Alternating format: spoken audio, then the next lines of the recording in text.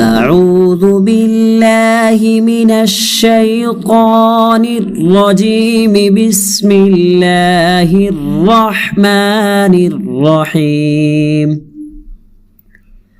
اللهم إنا نستعينك ونستغفرك ونؤمن بك ونتوكل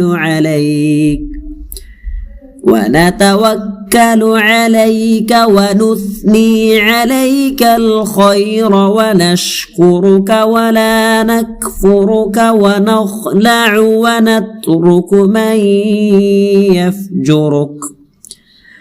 اللهم